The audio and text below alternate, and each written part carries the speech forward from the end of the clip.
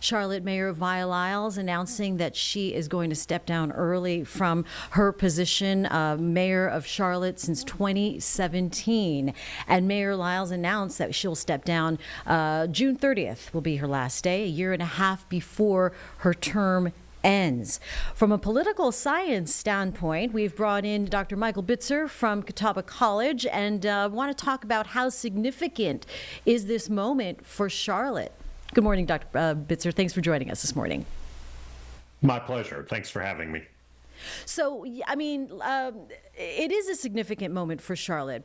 What does that translate to on a day-to-day basis?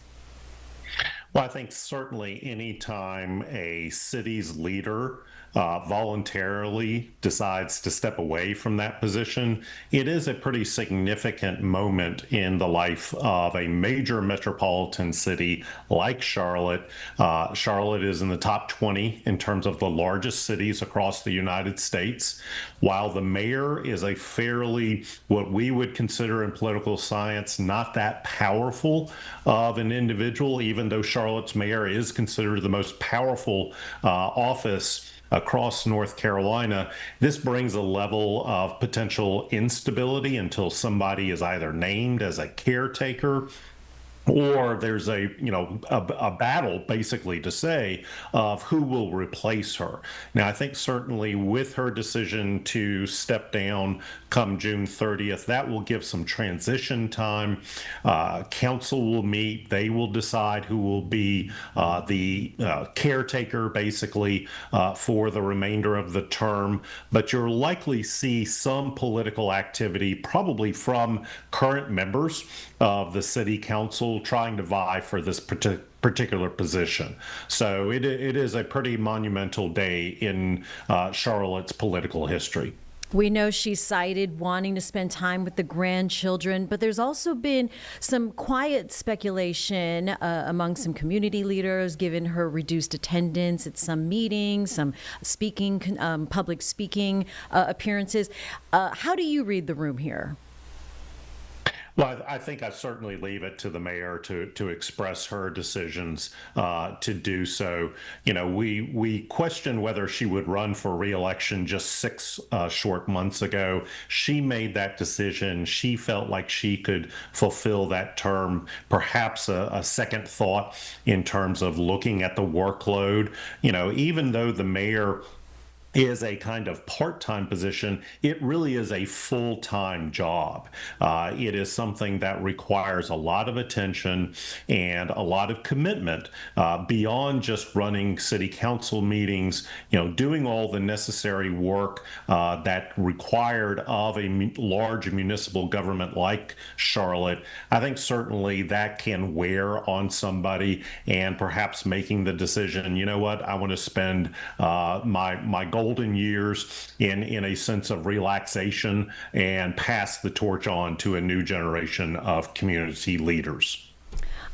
Yeah, totally. Let's talk about the actual process. You mentioned that the transition time, and although the mayor hasn't endorsed anyone to succeed her, city rules say that the council will vote to appoint an interim mayor to finish that out. Walk us how this actually works.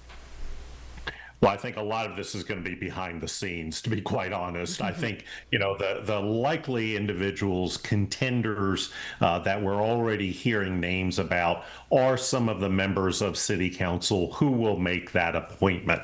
Now, they could choose to pull somebody from outside of city council, perhaps with a commitment to be just a caretaker, not run for re-election. But we've seen that in the past for Charlotte.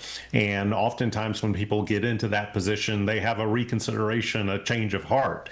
So we'll have to kind of see how they decide, whether amongst themselves or whether they open it up to others, possibly non-city council members, to make that vacancy position filled.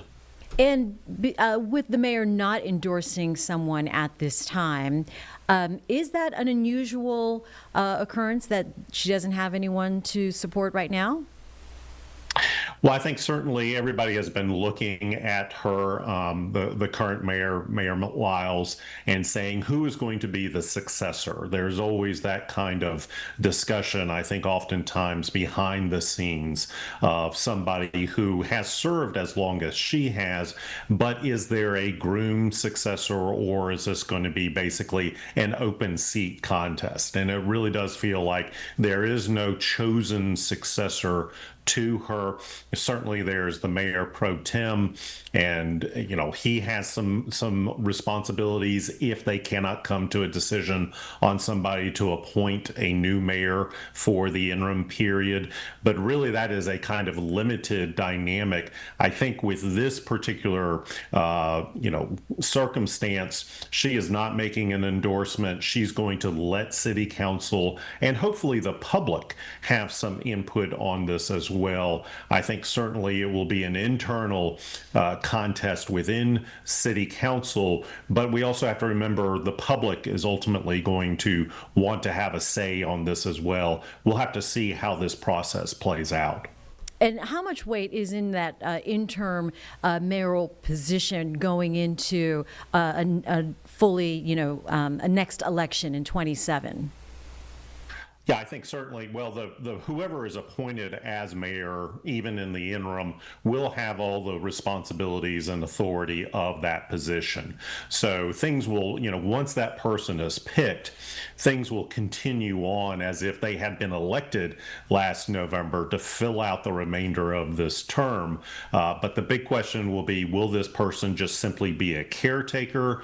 Will they be somebody that will not be as aggressive in terms of policy direction and emphasis, just kind of fill the position? Or is this somebody that is eyeing a potential reelection and wants to be the next full-time mayor of the city of Charlotte? And why should Charlotte residents pay attention now to what's happening? Well, I think certainly local government is the government that impacts the average citizens on a day-to-day, if not hourly basis. And I think, for their leaders, this is going to be the person that's going to be the spokesperson for the city government. If there is an issue, if there are concerns being raised, this is the person that the public is going to look to, not just within the city of Charlotte, but across the state and across the country.